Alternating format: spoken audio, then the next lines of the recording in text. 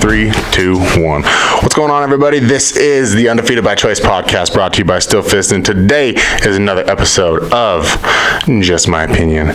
We are 2 weeks out from our Still Fist fight card, the August 9th card, and let me tell you, I'm pretty... I gotta get this mic right, or else it's gonna drive me crazy. Let me turn. That's much better. A little more intimate, not so loud yelling in your ear. Let me tell you, I'm damn excited for this card. I cannot wait for this card. We have 3 title bouts and 3 bouts, female fights, and I keep thinking. I keep wanting to say to Kevin and Pat, the owners of Still Fist, like, hey guys, you're stacking this card. What about the rest of the cards for the rest of the year? But they've got big plans for the rest of the year.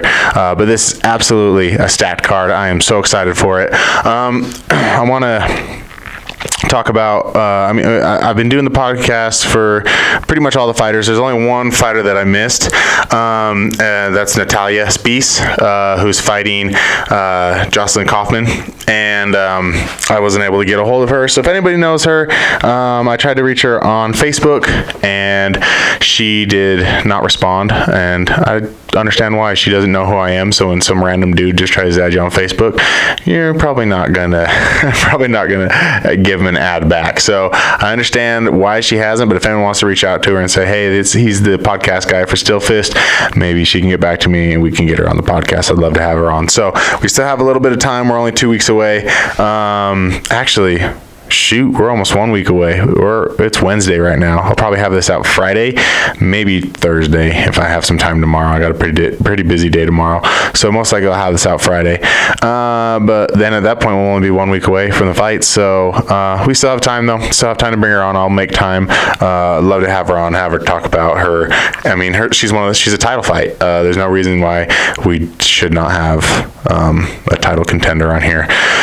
But excuse me, I've been having this cough for I don't know how long. It's been driving me crazy. It started, so let me give everybody a little backstory. Let me tell a little tale for all of you who thought that maybe my interview with Hayden Brown or Andrew, or even my interview with Jocelyn, they were on the same day, one right after the other. And if anybody thought that they were kind of weird or I was kind of off, I definitely was. So what happened was I took some cough medicine earlier in the day. Excuse me. And I was getting ready to take the interview, and I was just kind of feeling out of it, the cough medicine. I don't think it was a drowsy medicine, but for some reason it hit me pretty hard. But I wasn't really thinking too much. My nose was super clogged up. So I took a decongestant about a half hour before the interview, and it got me pretty high. I was pretty high on medicine for both of those interviews, and I apologize. If you notice, I couldn't remember their names for both of them at the beginning of both their interviews. I was talking to them previously, calling them by name, and then the minute the lights came on, I was kind of just out of it, and I forgot both their names. And it took me a minute to. You wouldn't know. I guess no one called me on it. No one's like, "Did you not remember Hayden's name?" But yeah, I was pretty high on medicine. So, for those of you out there that are, struggling with drug addiction, don't take Mucinex and then a decongestant within the recommended time, because I was pretty out of it. So I apologize to them. You're welcome to come back on the podcast anytime. I promise I will not take any type of medicine for the next interview, because I want to make sure that I give all of you the proper attention that you deserve. So that's me just being vulnerable, just telling you my story, my side of the story of what happened. If you felt like I was a little off or anything like that, and if anything, it's just a funny story that hey, Joe Rogan does this high all the time. So I've been called the poor man's Joe Rogan by many people. So I'll take it. But I promise I will not be making that mistake again.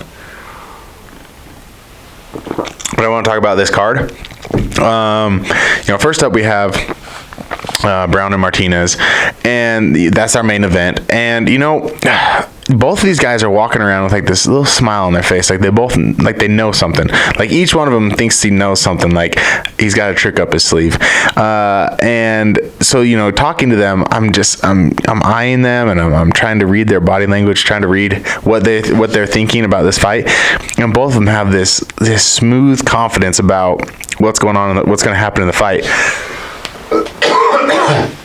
Which, I mean, I think only bodes for a good fight. I'm talking about like when both people are so confident that they're going to win, and they both think that they have something over the other one, and they both have this something that's going to win them the fight. It makes for an interesting fight, because it just is. When you have both people that are supremely confident, it makes for a good fight always. So I mean, I've had the opportunity to sit with both of them and talk with them in private about this fight, and they both have that same aura of like, yeah, I got this, and just kind of it's like a little nod and a wink, like, yeah, this is my fight. So, if anything, the main event is the barn burner. That's the one that you're going to want to come out and see. And then the Arellano and Eastwood fight. That is, both of them were so professional, and they're both young and hungry and excited, and I almost felt like I was talking to the same person when I was talking to both of them. They both are very similar in their personalities, and I think that they're going to be very similar in their fight style. So I think this is going to be like a really good test and kind of a chess match for both of them. I don't think it will look as much like a test match. I don't think it's going to be a lot of counter punching or anything like that. I think there's going to be a lot of aggression, but I think that their aggression is going to match each other's, and it's going to be really interesting to see what happens with that fight. Then we got the Hildebrand and Taplin Ross fight, and this is a fight I haven't even talked about yet. This is a fight that I am so excited. This is a heavy hitters fight. Both these guys have ridiculous power.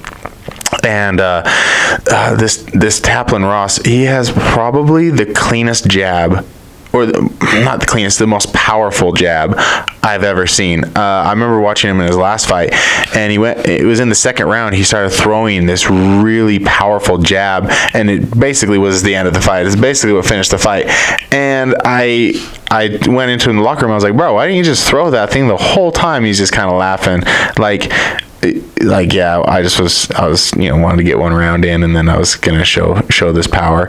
And so that is like, a clean jab. I feel like a jab is so underrated. I feel, especially early on in fighters' careers, it's all about hooks and these headshot hooks and trying to get that big knockout punch, and right down the middle, the jab across are just, they're underutilized. But he just throws a beautiful hard jab, and Hildebrand he's powerful, he's technical, he's long. I mean, their bodies are very similar as far as size and length goes. This is an exciting, powerful fight. I think it probably goes two rounds. I think they'll probably be able to fill each other out the first round, test each other's power, get a little, I think there's going to be a little caution on both their sides, because they're both going to know the power that both of them have. And then by the second round, they're really going to open up and start going.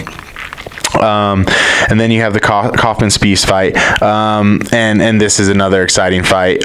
Two really exciting girls in the division. It's a title fight, and we talked to both. We talked to Kaufman, and she's ready to go. She's putting in all the time and the effort and everything she needs to. I mean, if you follow her on Instagram, you see she's constantly working. So this is a fight that it is another exciting fight to watch. And then you have Devlin Frazier, and I don't know if any of you have watched either of these two fight, but there's not a boring fight that they have. Devlin, he's not afraid. He'll just get in and bang with everybody. He's got some great takedown. He's got some good submissions. And Frazier can throw punches and bunches. I mean, he just throws speed and volume. So these two are ones that is going to be an absolute battle. You have the another female fight between Torres and Gilliman.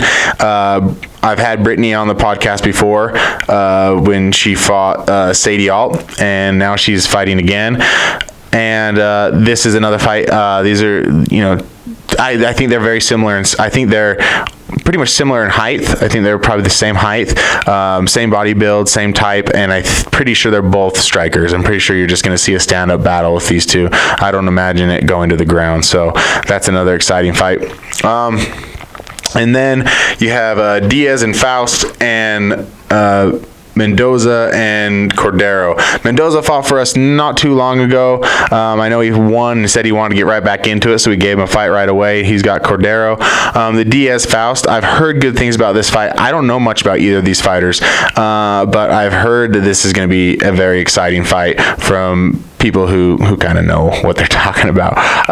Then you have the Anderson-Munoz fight. Doug Anderson just recently fought for the belt against Augustin Valdez, and he comes with power. He's got very good wrestling. He got caught early on, but it happens to everyone. You can just get caught.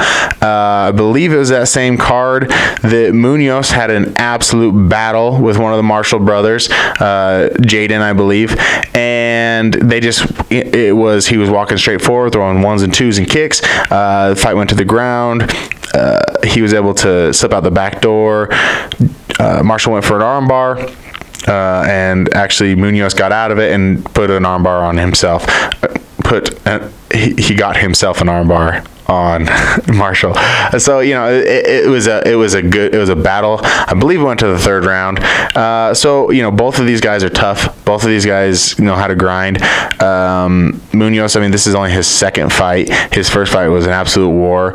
And Anderson, I believe, is a tough dude. I think he's got heavy hands and obviously great wrestling. He's a wrestling coach out in Idaho, I believe. I know for a fact Munoz grew up wrestling. So ground is going to be very exciting for these two.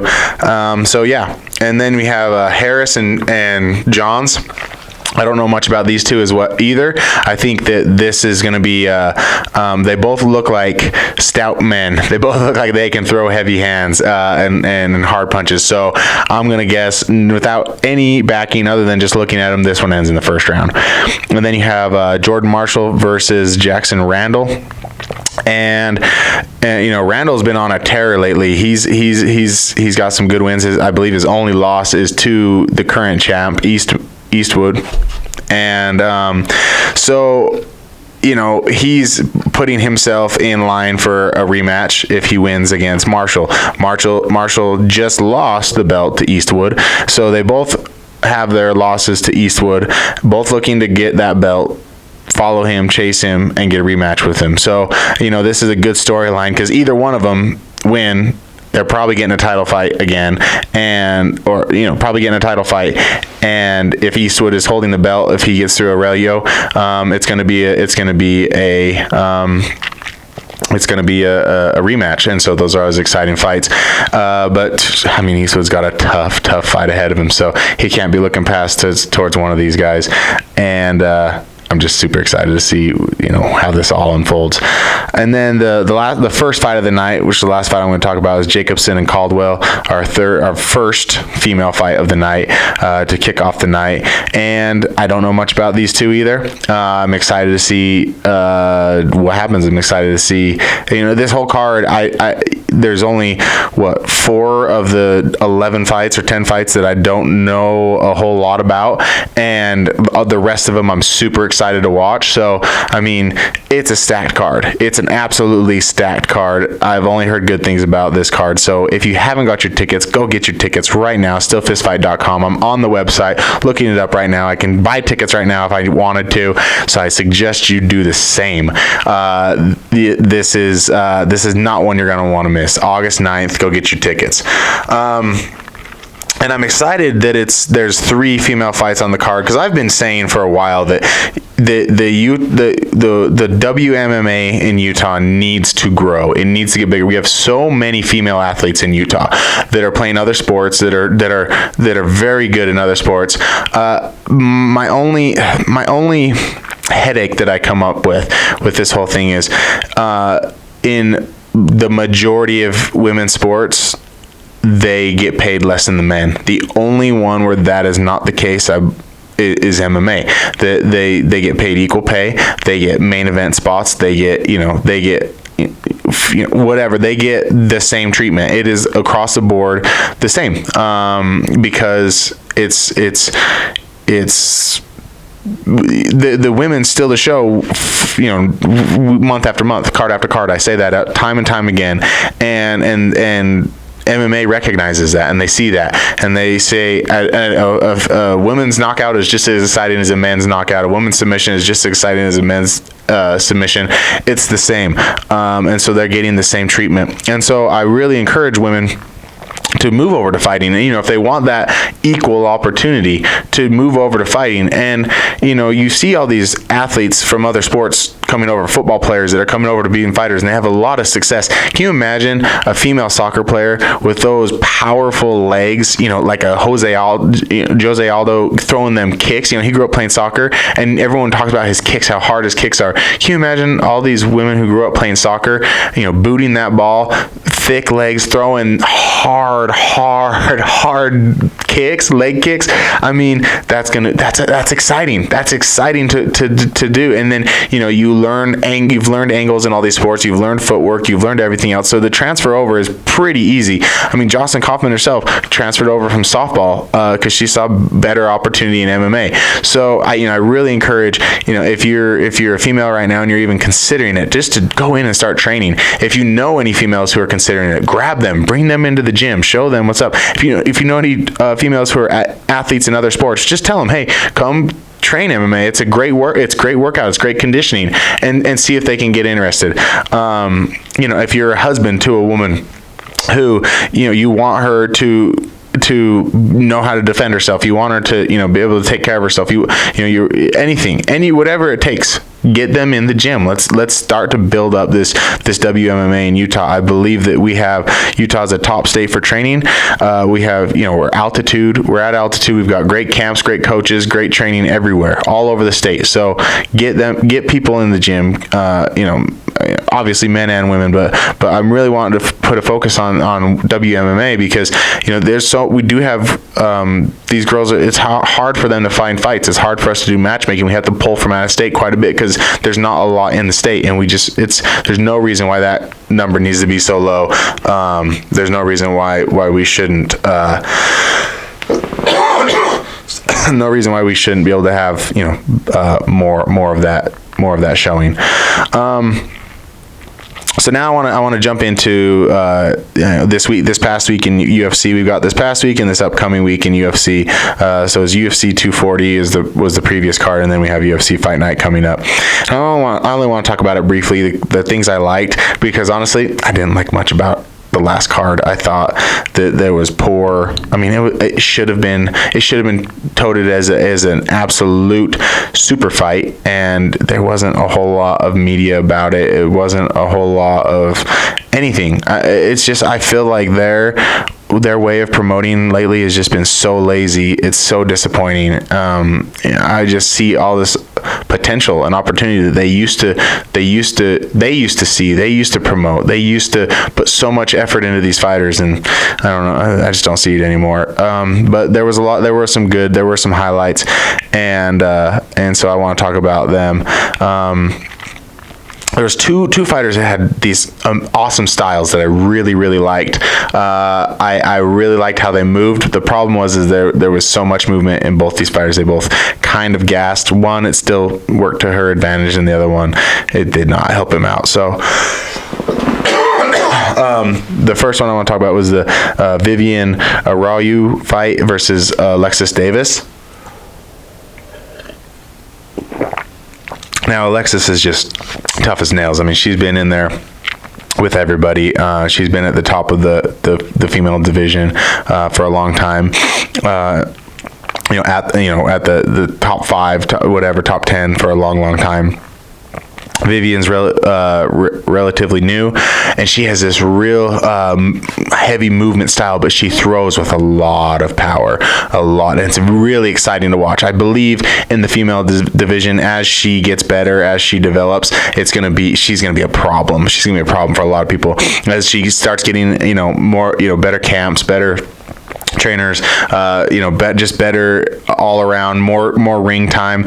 She's going to be a real problem to deal with. I hope she doesn't change her style up, because it's really exciting to watch. It's really fun to watch, and she throws with a lot of power. It just so happened that Alexis is so tough. It went to decision, and it went Vivian's way just because she poured it on her for two rounds, and then the third round she was kind of gassed, but she wasn't taking a lot of beating. She wasn't taking any beating from Alexis. Poor Alexis' face was mangled at the end of that. So I really that was a really exciting style to watch.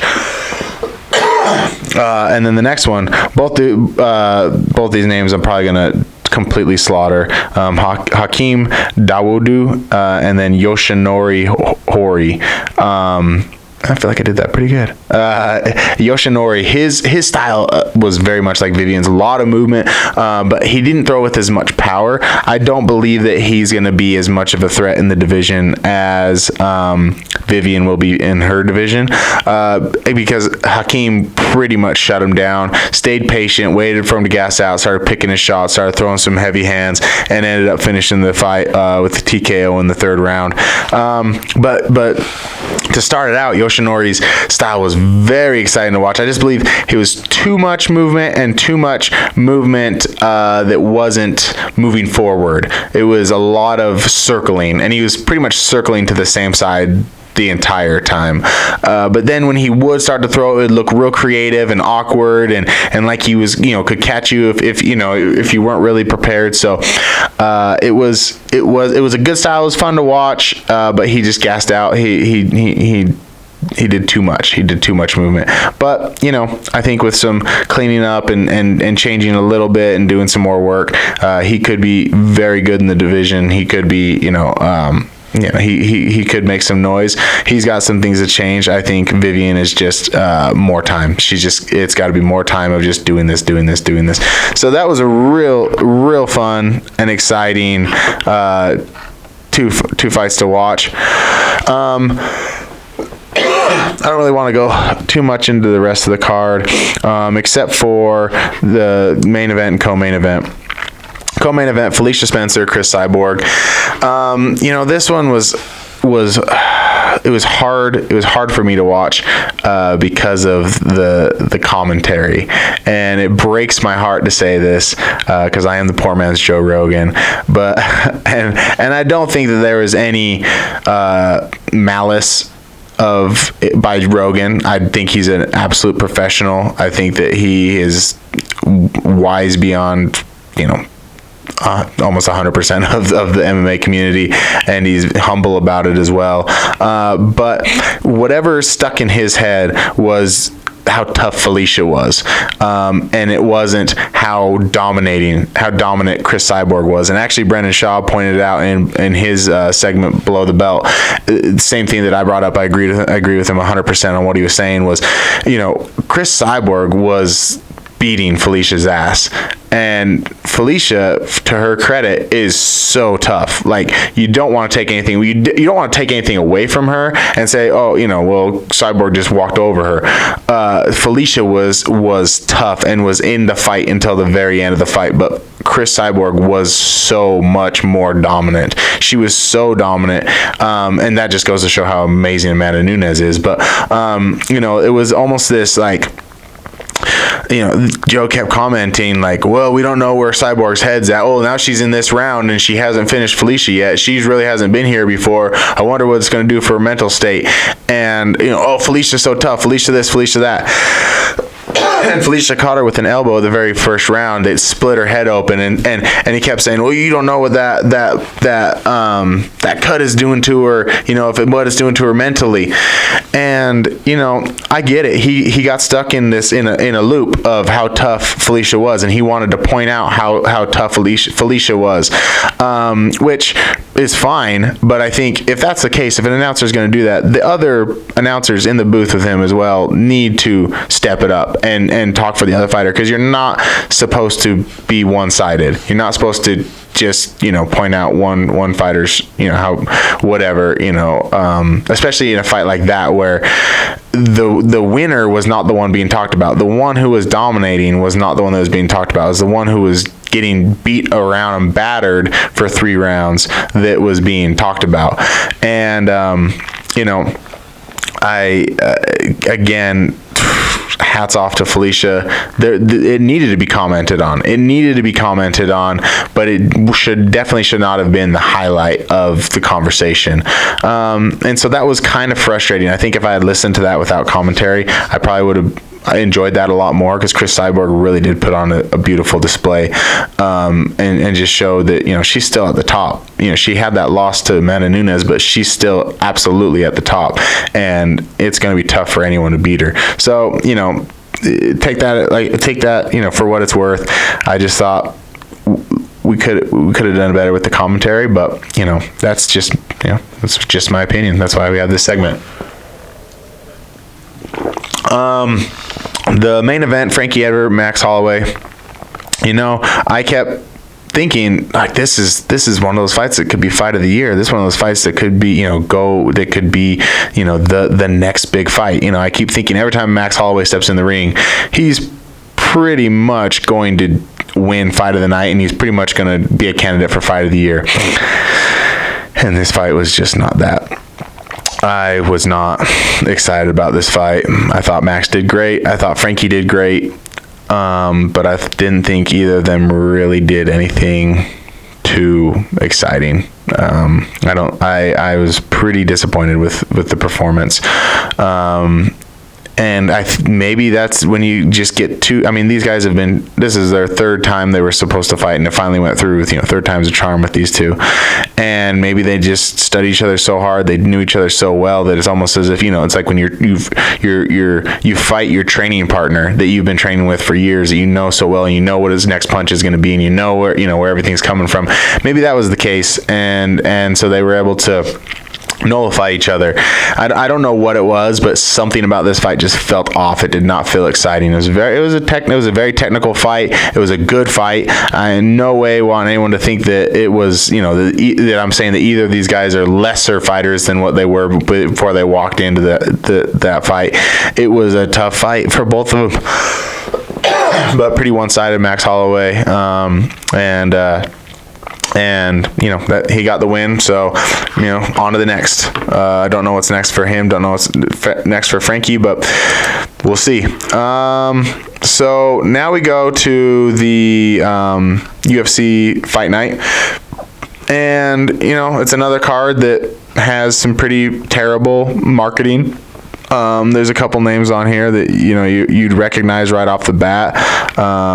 You've got Mickey Gall, Antonina Shevchenko, whose sister is the champ, and dominant champ, just destroying everybody. Hannah Goldie, I remember, her last fight, she was, really put on a pedestal to be, one of the next big things in the female division. So we'll see how that goes. Main card. 2 legends in the co-main event, Jim Miller and Clay Guida.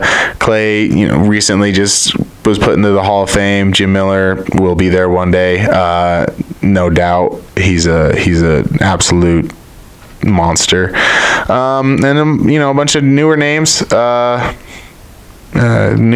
New guys. I think it's good to get some fresh blood in there. Get some people who up and comers, some fights. And then you got the main event, Robbie Lawler versus Colby Covington. And it's a Robbie Lawler fight. You don't have to sell a Robbie Lawler fight really that much. You just have to get it out there that it's a Robbie Lawler fight, and then just put a highlight reel together. That's it. That's all you have to do is put together a highlight reel and then make sure everybody sees it. Everybody will buy a Robbie Lawler fight if that's what you do. You don't have to do press conferences. You don't have to talk. You don't have to do anything. All you have to do is put your money into advertisements on social media and put your Robbie Lawler highlight video out there. And same with Colby Covington. I mean, he's a great fighter as well. There's a reason he's ranked number 2. And so, like, you know, but there's not a lot of promotion. I haven't seen a whole lot, and I've got my ear to the pulse of my finger to the pulse of MMA news. You know, I'm always checking, and it's just so, you know, whatever. And now, you know, what they're trying to sell is this storyline with Colby, that he's mad at Robbie because Robbie left AKA. And, you know, here's the thing, is Colby showed his true colors after the whole Tyron Woodley and Kamaru Usman situation, where he was offered the fight, he wouldn't take it. He didn't take it. And then once they gave it to someone else, then he started making all this noise and throwing a fit about how he didn't get his choice, didn't get that, he got looked over. And then he, shows up to the event trying to, bomb the event, trying to cause a scene, and doesn't really do anything. Tries to run up on Dana White. Dana White tells him to shut his camera off, and he does immediately, like a little child getting scolded by his dad. And then he's trying to act tough. He's talking all this stuff in the media, and then when Usman runs up on him in the hotel after the fight, after he becomes the champ, Colby hides behind a woman, an old woman. He hides behind a woman. In a line, some random woman, I don't know, I'm pretty sure it wasn't his mom. I don't think he knew this woman, and he just put her in between him and Kamaru's manager. And Kamaru's kind of like, I want to get in your face and say some stuff. I'm not going to hit you, I'm a professional. And Kamaru's manager wants to swing on Colby, and Colby is hiding from him, calling the cops or calling somebody, and just showing his true colors of what he truly is. And then now, so here's the thing, is this is what happens. It comes out, everyone gets to see it, and then Colby kind of disappears for a while. Everyone stops talking about him, and instead of taking that and coming back and reinventing himself and saying well, maybe I'm not as tough as I'm playing off to be, and maybe I'm a good fighter, but I'm not that guy. I'm not that guy who's gonna do that. That's gonna throw down anywhere. So I need to stop pretending to be that guy. He should have come back and reinvented himself, but he just came back into the same character with Robbie Lawler. And you're not going to turn. He's trying to sell this narrative that Robbie's bad and that Robbie is this piece of crap that left AKA, and he's left all these gyms, and he's the problem because why is he leaving all these gyms if he's such a good guy? And well, Robbie's career has benefited from him going from gym to gym. So I don't think that the problem is, I don't think that's a problem. And I, personally, just my opinion, I love when fighters go train at other gyms. I love when fighters get a new look and a new style and they reinvent themselves, especially if they're starting to go on a decline. That's the way you can put some life back into your career and extend it for just a little bit longer if you change things up. So I love the fact that Robbie did that. And you're not going to get, Robbie's the same Robbie always. He's polite, he's kind, well, I don't know about kind, but he's respectful, and he says, well, I'm just going to worry about what I can do. I'm not going to worry about what he's saying. And you're not going to rattle him, okay? He might not like you, but you're not going to find out until he starts punching you, but he's going to punch you the same as he punches people that he likes. He goes all in, all for it, and fights a hard fight. So, And the thing is Colby is kind of in a win-win situation with this whole fight. If he wins, he's the number 2 ranked fighter. He should have won this fight. And so it doesn't do him any good to diminish Robbie. Because if he wins, he was supposed to win. If he loses to a monster that is Robbie Lawler, and everyone's going to forgive him for it. Everyone's going to say, well, it was Robbie Lawler. That's what happens when you fight Robbie Lawler. So, he's in a win-win situation to where this fight didn't have to be a fight where he had to talk trash. But because he is who he is, he decided to turn on Robbie and do what he's doing, and it's annoying. It's just, I'm over it. I'm so over these characters that are in the UFC and that are trying to bleed into other aspects of fighting. I'm so happy that with Still Fist we don't deal with a lot of people like that. I personally, since I've started working with him, I haven't met any fighters that are characters like that. There's a few that I can see are it's going to happen, but I think right now they've got a reality check that they're not that person yet. But I'm tired of it. I think everybody's tired of it. I really do.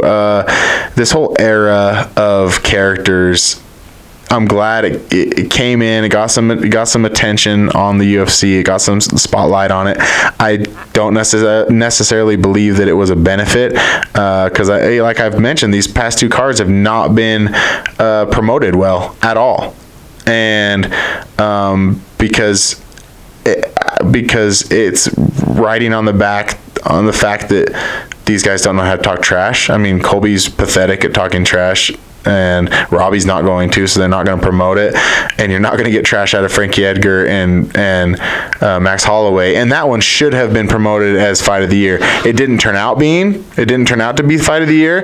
I understand that, but it definitely could have been like, looking at it, you should have thought this is going to be a killer. This is going to be a barn burner. This is going to be insane.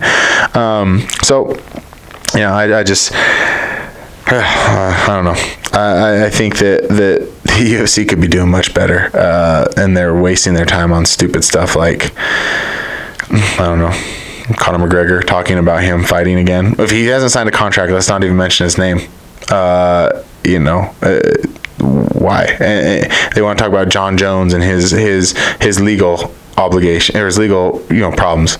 Let's find out what happened and then deal with it. Let's not try to do all these news stories on it. Let's talk about the fights at hand, because Robbie Lawler, Colby Covington is an amazing fight. That's a great fight. That fight could be Fight of the Year. Absolutely, that could be Fight of the Year, and people don't even know that they're fighting this weekend. And then like I said, last week could have been Fight of the Year. A lot of people weren't paying attention. I didn't have any of my friends say, "Hey, let's go watch this fight," and that's disappointing. So you have to put the effort into cards. You have to put the effort into promoting cards, and that's why I love working for the company that I work for, because we want to promote every card the same. We want to put the best fights that we can on. So, this is just my opinion. If you think I'm wrong, go ahead, let me know. Let me hear what you're thinking. I know that I've been messing with the cameras a lot, and maybe people are getting tired of seeing a new angle every single week, but I'm trying to dial it in. I'm trying to find our rhythm here. I'm still trying to get a co-host, so eventually it'll be at 3 cameras, and I'm just trying to find what's going to work for the show. So be patient. Eventually we're going to dial everything in, and we're going to be set. Thank you for your patience thus far. But let me know what you think. Let me know what you thought about the fights. Let me know what you think about the upcoming fights this week, or I guess within a week, August 9th. And I want to hear from you guys. I want to hear what we can be doing better at Still Fist. I want to know what I can be doing better here on the podcast. I'm always open to criticism. Try to be a little nice, try to be friendly, try to make it constructive, but I always love to hear what you guys are thinking, and we're all in this together. So if you could please give us a like, subscribe, and a share. You can find us on YouTube, iTunes, and iHeartRadio. You can find Still Fist at Still Fist Fight on Instagram and Still Fist Fight Night on Facebook. Everybody, that's all I got for you today. Be good to yourself. Be good to each other. I love you.